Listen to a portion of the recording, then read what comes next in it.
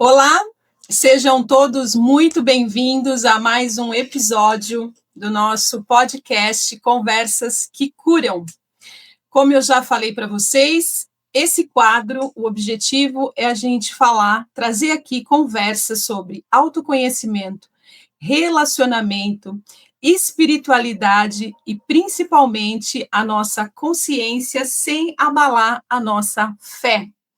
E hoje eu tenho a alegria de ter aqui comigo uma convidada muito especial, que está falando diretamente de Goiás, que é a Kessia. Kessia, cadê você? Chega aqui para o pessoal te conhecer melhor. Bem-vinda, querida. Que Bom alegria! dia. Bom dia! Que alegria, que prazer, uma honra para nós ter aqui hoje a sua presença, né, para falar um pouco sobre a sua história, você como mulher. Então, eu queria pedir para você começar se apresentando, então, para o pessoal te conhecer melhor. Quem é a Kessia Queiroz? Bom dia, boa tarde ou boa noite, né, Esther? Esther, obrigada pelo convite de vocês, assim, em estar me chamando para estar aqui nesse momento, falando de vida real, né? E eu estou muito feliz pelo convite, desafiante, porém, assim, gratificante, né? Porque eu acredito que vida real tem que ser realmente levada adiante. As pessoas estão precisando, né?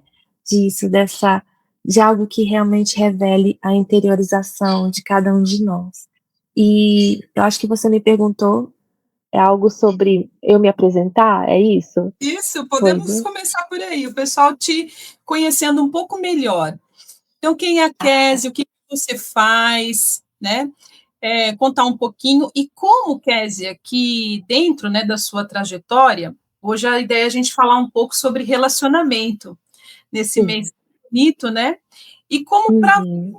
que momento que você também percebeu que precisava começar a olhar mais para essa pauta, né, que é tão importante e que é tão real na vida de toda mulher, que é se relacionar, né? Então, podemos Ok. começar, fica à vontade para você ir trazendo. Tá joia, vamos lá, né? Então, me chamo Kézia Queiroz, eu vim de um lar cristão, né? Desde pequenininha, nasci num lar cristão. Porém, assim, desde muito pequenininha, apesar de estar ali num lar cristão, nós tivemos um momento muito difícil quando nós soubemos ali por volta dos meus 8, 9 anos, meus mais dois irmãos meus, a gente soube que meu pai estava passando por uma grave enfermidade, né, onde os rins dele tinham paralisado. Então, assim, foi onde parece que o nosso mundo começou a ruir, assim, né? Porque até ali parecia-me assim que era tudo muito normal, a nossa vida como família, era tudo muito, muito tranquilo. Porém, com essa notícia, a gente teve que se movimentar de uma cidade para outra, de um estado para o outro. E foi ali como quando eu comecei a perceber que havia uma atmosfera de instabilidade. Mas falando um pouco de mim, assim, sem ser nessa questão familiar, eu sempre me vi naquele período da infância muito tímida, muito isoladinha. Então, assim, eu era a filha primogênita, assim, que minha mãe havia tido um aborto antes de mim, então, assim, não é tão primogênita, mas como primeira filha viva, né, e mais dois irmãos.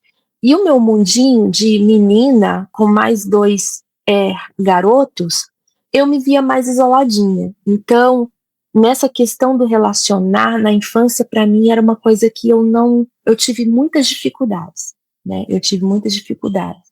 E quando a gente se deu conta, nós já não estávamos mais naquela realidade perto de familiares paternos, ali na cidade onde eu nasci, onde eu convivia mais com os familiares paternos, e nos vimos nessa instabilidade da enfermidade do meu pai, sabe? E isso me trouxe algumas dificuldades, sabe, Esther? Algumas dificuldades, porque você vê um pai tão querido, um pai tão amoroso, de repente enfermo, e onde você escuta ali diariamente que era uma doença que provavelmente poderia não ser solucionada.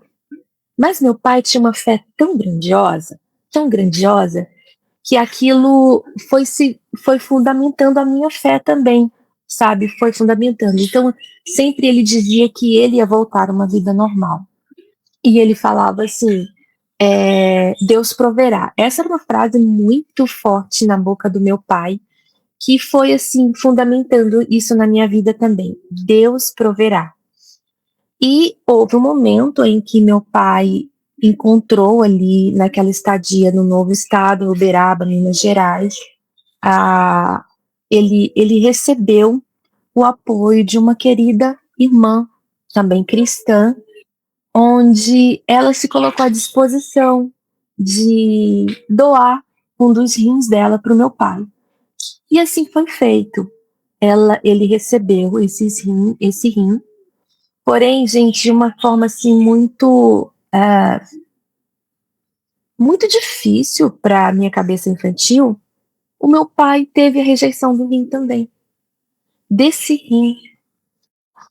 Na minha cabeça infantil, o que eu ouvia era que houve engano médico. Sabe aquela coisa do responsabilizar o outro? A gente cresce nessa situação onde tudo é responsabilidade do outro e nunca da gente mesmo, e nunca. Então eu cresci também nesse lugar de ouvir as pessoas sempre culpando, o problema é o outro. Então eu ouvi a minha família, ouvi também ali naquela loucura que minha mãe viveu, acompanhando meu pai, sempre muito ali presente na vida do meu pai. Eu ouvi a seguinte conversa de que havia existido um erro médico e meu pai perdeu o rim por causa disso. Então, de novo, aquela turbulência, aquela instabilidade. Porém, a vontade, meu pai tinha uma vontade de viver, então ele procurou uma outra opção de tratamento, foi o que ele recebeu, onde ele ia estar fazendo uma hemodiálise que era a partir de casa. E isso possibilitou que a gente retornasse para nosso estado de origem, que era o Tocantins. E ali aquele sonho de voltar para lá, de voltar para perto da família do meu pai, a minha avó paterna, tal. Nós voltamos como meu pai desejava tanto. E o sonho do meu pai era o meu sonho. Era incrível, né? Essa coisa que diz que a menina se apega muito ao pai. Eu vivi muito isso. Então, o sonho do meu pai se constituiu o meu sonho também. Então, eu acredito que a maior, questão de, a gente está falando de relacionamento e esse aprendizado do relacionamento, eu percebo que uma das coisas mais fortes na minha vida em relação a relacionamento foi a construção disso com o meu pai. No entanto, passou-se 2 anos depois que o meu pai começou esse novo tratamento, tendo perdido aquele rim que ele havia recebido, o meu pai vem a falecer. E é uma coisa que tá aqui viva. Interessante, porque eu tenho pensado muito nessa coisa do luto, e o luto parece que é uma coisa que a gente vive ele por um tempo assim que você indeterminado. Então, assim, na figura de homem, o seu pai é o primeiro homem da sua vida, né? É o primeiro homem da sua vida. E eu percebo que essa ausência do meu pai tem sido para mim um conteúdo de muita interiorização, para entender como eu me comporto também diante do meu relacionamento conjugal. Que ali, quando eu conheci meu esposo, e é bem interessante, porque quando eu disse que eu falei pra minha mãe, eu tinha tido alguns namorinhos, tal, o adolescente, quando ele não vê aquela instabilidade emocional dentro de casa, ele vai procurar um relacionamento muito mais cedo, né? Então, eu tive uns namoros antes de me casar. Coisas, assim, muito instáveis também. Porém, chegou um dia que eu falei para minha mãe, falei para ela assim: mãe, agora eu quero conhecer aquele que vai ser meu esposo. E isso eu estava por volta dos meus 22 anos, quase. E dito e feito, passou-se um mês, eu conheci o meu marido. E um mês e meio depois a gente se casou. E estamos aqui juntos há 23 anos, vai fazer isso em julho do mês o mês que vem, né, julho? A gente vai estar fazendo aí 23 anos de casamento, 18 anos do nosso filho mais velho, que recentemente ele completou agora. Um filho e outro de 13, e o Robert, o mais novinho, de 7, que acabou de fazer também recentemente. E nessa luta toda, né, de crescer com a ausência do pai, eu digo que Deus foi muito gracioso comigo e me deu um marido muito, muito, de muita fé, um homem muito bom, porque juntos, com todas as nossas lutas, as nossas dificuldades, como todo mundo tem as suas, nós conseguimos construir um casamento que está firmado em Deus. E educamos os nossos filhos em homeschool. Não sei se todos que estão me ouvindo, né, que vão me ouvir, sabem dessa modalidade de educação.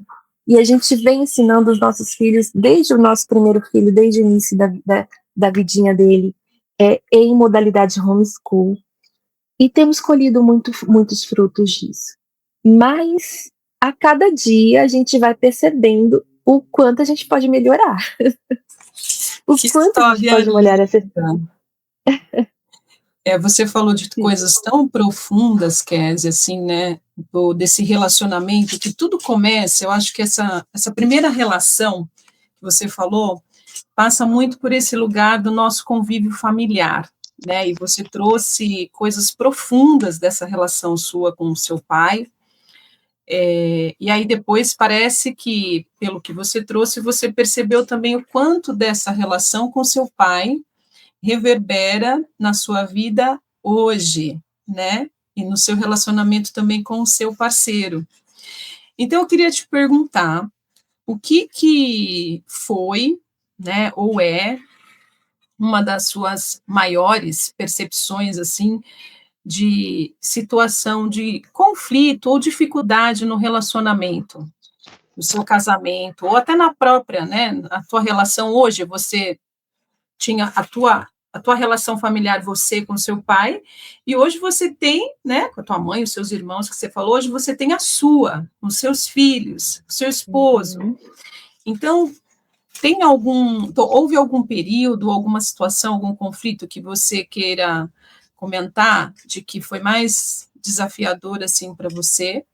E quando que você percebeu, né, você falou uma coisa importante, que é, às vezes, a gente colocar no outro algumas coisas. Mas quando que você percebeu que precisava começar a olhar mais para a Kézia? Olha, quando eu me dei realmente conta disso, Esther, eu já estava na minha terceira gestação. Porque até então ali a gente estava construindo a família, naquela correria, tivemos ministério pastoral, meu marido e eu, vivemos uma situação assim de como missionários, de estar num lugar, outro dia estar no outro. Então era uma corrida tão frenética nessa construção que parece que eu não conseguia me realmente parar para olhar para quem eu era no meio disso tudo. Porém, foi quando eu me descobri grávida do terceiro filho, né, já com os meus 37 para 38 anos, que veio um vazio existencial muito grande na minha vida, sabe? Uma coisa assim mas tão profunda. E essa gestação foi realmente assim aquele lugar para eu olhar quem eu era, aquela pessoa que gestava, que educava, que era mulher, que era dona de casa, me desenvolvi em alguns empreendimentos, mas eu não sabia de fato quem eu era. Então, assim, eu vivi uma turbulência no meio dessa gestação, porque não era simplesmente a turbulência de quem já está gestando, aquela coisa de, não, estou gestando, tem mudanças hormonais, não, tinha aqui um vazio. Tanto é que, após ganhar meu bebê, eu tive, eu reconheci, na época eu não sabia o que era tratar com terapia, eu tinha resistências com esse assunto terapia, mas eu procurei, fui estudando sozinho, e descobri que eu estava no meio de uma síndrome do pânico, após ter o meu bebê, e aquele distanciamento das pessoas foi se aprofundando mais, porque parece que eu queria saber o que eu era no meio daquilo tudo. E no meio dessa situação toda, a gente veio a morar mais isolado também. A gente veio para uma região rural, embora que não é tão isolado, porque a gente vive num condomínio de chácaras, mas parecia que o meu ser estava pedindo, no meio de tudo aquilo que eu vivi, com muita gente, rodando para lá e para cá, algo que eu pudesse me olhar. Então eu comecei a passar por uns momentos, inclusive, de instabilidade até no relacionamento conjugal. Eu tenho uma música da Sandy que eu acho bem interessante, que ela canta com Thiago York, não sei se vocês conhecem essa música, chama Me Espera, acho que Me Espera. Então é aquele momento assim, onde eu acredito que todos os casais devam viver, que é justamente aquele chamado para dentro, porque se você não se conhecer, você não consegue levar também adiante um relacionamento feliz. Então, tem aqui cerca de uns 6 anos que realmente comecei essa etapa da interiorização de verdade, entrei no conhecimento da terapia, aí a gente conheceu a trilogia analítica, e foi aí o grande salto das nossas vidas, sabe? Não só para mim, mas para o meu marido e para os nossos filhos também. Então, esse trabalho terapêutico que a trilogia analítica oferece, se o coração estiver aberto, é uma cura tão maravilhosa, sabe? Então, foi um ciclo novo que começou para nós, que eu digo aí que eu acho que eu viveria, assim, fácil 100 anos de casamento, assim, com o meu marido, sabe? Com o meu marido, com um único homem. Então, fica mais fácil se relacionar quando a gente também se relaciona com a gente diretamente, sim, né, Késia? Então, pelo que você está trazendo, assim, até para quem nunca ouviu falar de trilogia analítica, né, que às vezes a gente usa esse termo, então a psicanálise integral, que é também o método que eu uso aqui, né, e também quem, né, está me vendo talvez agora, mas sabe que eu também sou uma mulher cristã, como você, e a gente vê como esse conhecer, essa interiorização, que é a gente entrar, então, em nós, esse mergulho no nosso interior, essa relação conosco mesmo, é fundamental para a gente poder se relacionar bem também com o outro. Então, seja com o nosso parceiro, com o nosso familiar, com o nosso trabalho. Então, como isso é bonito, né? E aí eu queria aproveitar o gancho que você trouxesse, você falou muito assim, né? E como é bonito que você falou que agora você se relacionaria e pensa assim de eternidade, né? Com seu parceiro. Parece que não deixa de ter problema, mas tem mais paz, né, Kézia? Eu acho que isso é uma coisa que muita gente procura. E falta demais nos relacionamentos. Essa tolerância, essa paz, para a gente conviver com o outro. Então, eu queria te perguntar, que inversão, a gente que fala tanto nesse trabalho, que a gente, como mulher, a gente tem uma série de inversões, né, que são coisas que a gente pensa que é de um jeito, mas, na verdade, como você falou, começa a cair algumas fichas, alguma interiorização, e a gente fala, poxa, não é bem assim. Existe esse outro lado, essa outra condição. Então, que inversão você percebeu como mulher que você tinha, né, nesse trabalho profundo que você falou que já vem fazendo, e como que a sua fé, a sua espiritualidade, né, ajudou nesse processo? porque fazer terapia também é um ato de fé, né? Se olhar. Como que foi isso, então, para você? Olha, é a cada dia, né? Todo dia se descobrindo, mas, assim, recentemente eu descobri que uma das inversões muito fortes em mim foi justamente a da orfandade. Porque essa orfandade paterna, ela me colocou num lugar de vitimismo muito forte. Eu vejo que eu tenho que permanentemente estar atenta e vigilante a esse comportamento que a orfandade me trouxe. Aceitar que isso faz parte da minha existência, da minha história, porém com isso trouxe um vitimismo. Sabe do como? Eu sou órfã, todo mundo tem que me cuidar, o mundo é obrigado a me servir. E talvez o que eu estou falando aqui de uma forma assim, é dolorido falar sobre isso, falar, poxa, nossa, quão vitimista eu posso ser. Mas eu acho que é uma coisa que pode falar no coração de muitos brasileiros, né? De muitas pessoas que vivem a orfandade de algum tipo, seja daquele pai que morreu, que foi levado, né? Ou seja daquele pai ou mãe que também está tão ausente de si mesmo que não consegue estar presente, não vai conseguir estar presente na vida dos filhos.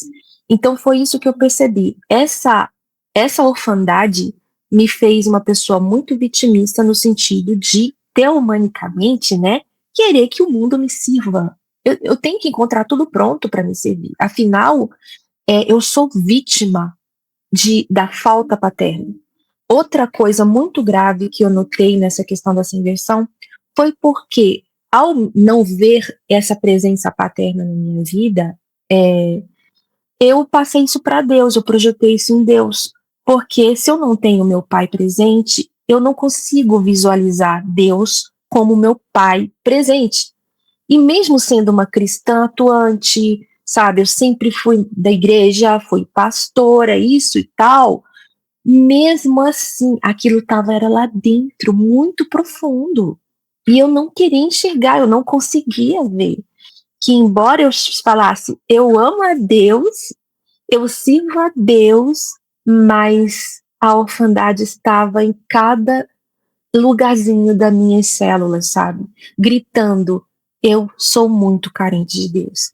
E por ser carente de Deus, por ser carente dessa paternidade, eu olhava para o meu marido, ele tem que me servir, ele tem que cuidar de mim, ele tem que ser o melhor homem para mim, sabe? Então você começa, a menina, no caso aqui nós, né, mulheres, você começa a olhar para o marido e pensar, ele tem que me tratar como uma rainha, mas e eu não tenho que tratá-lo como um rei? Ele também não tem as demandas dele, mas você fica tão invertida e em si mesmada que você não quer olhar para o outro. Então foi isso que eu notei, sabe, Esther? E eu, graças a Deus, que eu consegui notar essa patologia. Porque eu, estando vigilante nisso, quando eu percebo essa coisa querendo sobressaltar de novo, eu aquieto meu coração e falo, não é assim. Uma mulher adulta, né, com 45 anos, como eu estou hoje, com meus cabelinhos branquinhos, eu tenho que me comportar como uma mulher adulta. Já não é mais tempo de ser criança. Eu já estou com um rapaz na maioridade, outros vindo, ainda precisando de mim. Porém, se eu tardar em realmente querer me ver, quando eu perceber, eu já estou muito idosa e ainda querendo que o mundo me trate como se fosse uma criança, como a gente vê esse comportamento ainda ao nosso redor, de pessoas já avançadas na idade, mas se comportando ainda como crianças e exigindo serem tratadas como, né, pessoas assim que só olham para si mesmos. Então eu agradeço muito a Deus por esse trabalho da psicanálise integral, trilogia analítica, porque é cada dia, sabe? É uma conscientização que traz leveza, cura e que proporciona, sim, a gente poder amar mais o outro.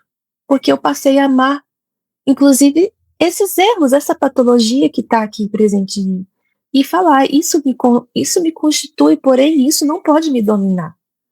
Não pode deixar que domine as minhas atitudes, a ponto de eu me destruir o meu próximo, destruir um casamento, porque quantos maridos às vezes infartam ou vão a óbito precocemente por não suportar a característica do homem não ficar, né, batendo, como a mulher muitas vezes faz.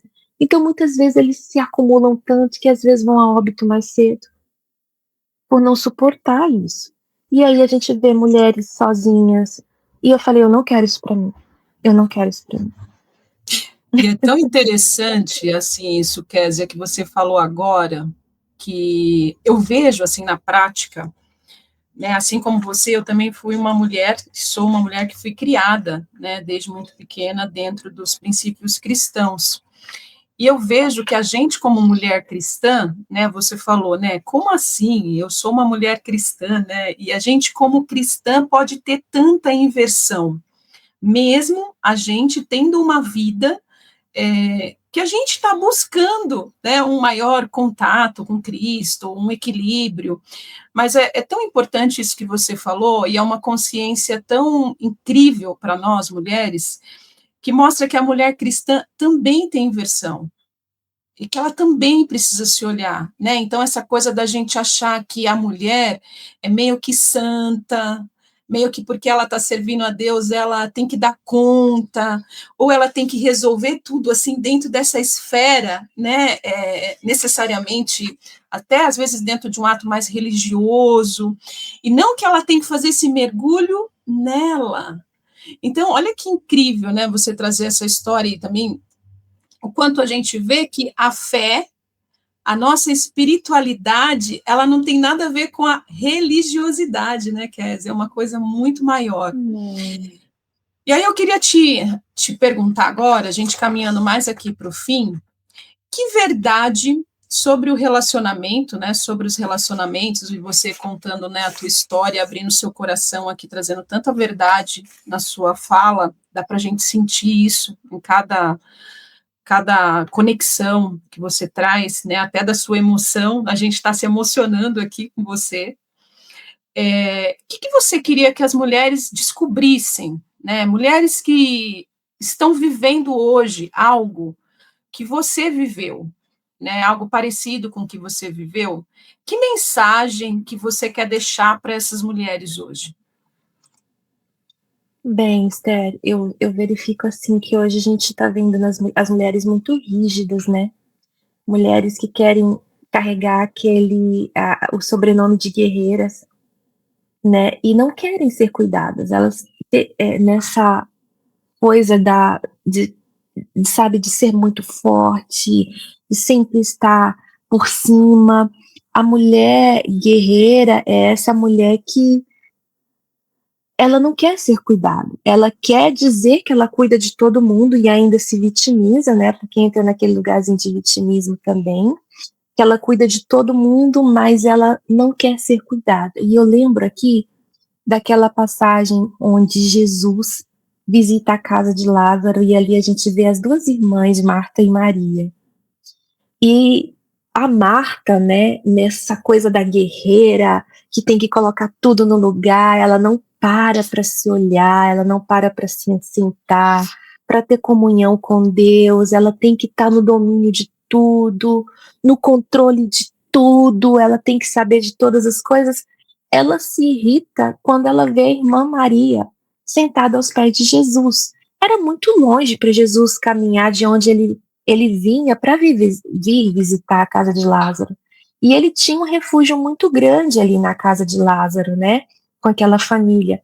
E quando ele vinha, o que ele queria? Ele queria ter todo mundo ali junto dele, ele queria conviver, sabe? E Marta se isola no controle. Eu me vejo muito em Marta, sabe? Eu me vejo muito nesse lugar. E aí ela se isola naquele controle de tudo e se irrita muito quando ela vê Maria, sua irmã, sentada aos pés de Jesus, né? E vocês bem conhecem essa história, ela indaga e questiona por que o senhor não manda a minha irmã vir me ajudar? E Jesus fala para ela, Marta, Marta, por que tu te cansas tanto? Maria escolheu a melhor parte, que é estar aqui comigo. Naquele momento, Maria está se interiorizando, está ouvindo. Que privilégio. E quantas vezes nós, mulheres, nós estamos nessa loucura toda e esse controle que a gente quer ter sobre tudo está mostrando exatamente o espaço que a gente não dá para Jesus entrar e sentar no trono do nosso coração e fazer os movimentos que ele precisa fazer para que a gente seja feliz, para que a gente seja leve e não guerreira, mas levezeira. Eu brinco que eu quero aprender a ser levezeira, não guerreira. Ser leve, porque uma mulher leve, inclusive, flui melhor a vida até do marido, dos filhos. Os negócios andam melhor porque você sai do controle para deixar Jesus dirigir tudo, né? Que lindo, Késia. Então, uma mulher interiorizada é uma mulher leve, uma mulher que as pessoas têm mais prazer, a gente tem mais, assim, prazer mesmo de estar junto, né? De desfrutar. Então, que bonito. Sim. Isso que você falou me trouxe uma frase que eu gosto muito, que fala assim, né? Que é impossível a gente conseguir alcançar o céu, né? Ter esse encontro necessariamente tão desejado com Cristo, que é tão falado, mas sem antes a gente entrar em nós mesmas, né? Porque ele está dentro de nós, então às vezes a gente está procurando ele tudo fora, mas ele está aqui dentro, então a gente precisa fazer esse mergulho interior. Então, Késia, eu queria te agradecer muito por esse dia, pela sua presença, pelo seu tempo, né? De você dispor para estar aqui, abrir o seu coração. Eu espero que essa conversa, né, possa ajudar, não só, acho que você, nesse sentido de você ter resgatado tudo isso que você contou para nós hoje, eu acho que é sempre muito especial, mas também que a sua história possa tocar outros corações, outras mulheres, e que elas possam encontrar essa leveza, né, que você falou, para ter uma vida com mais consciência, com mais bem-estar, né, com mais esperança. Né? Então, um super beijo para você. Obrigada por estar aqui, pelo seu tempo. Obrigada, Esté. Esté, eu queria só dizer assim, que eu acho que eu esqueci de colocar essa questão, que acabou que eu tive mais consciência para ser também uma mulher fora só da questão do meu lar, né? Então hoje eu tenho mais consciência para agir com a minha arte, que é a música, né, como cantora. E também, de quebra, eu ainda me encantei tanto com o trabalho terapêutico que hoje estou atuando nessa área também. Então, eu queria dizer, é libertador quando você se interioriza, porque você sai de si mesmo e você entrega um bem para o mundo, com a sua arte, com o seu trabalho. E é isso. Vamos ser leves em Deus, né? Que lindo. Então entrou em ação, né? Saiu da esfera necessariamente só da família, mas para levar esse bem para o mundo. Que delícia, Késia. Muito bom. Obrigada, querida. Obrigada pela tua entrega aqui hoje, tão verdadeira e tão incrível. Um beijo grande para você. Amiga, muito obrigada, Esté. Um abraço para toda a equipe, tá bom? Obrigada. Tchau, tchau.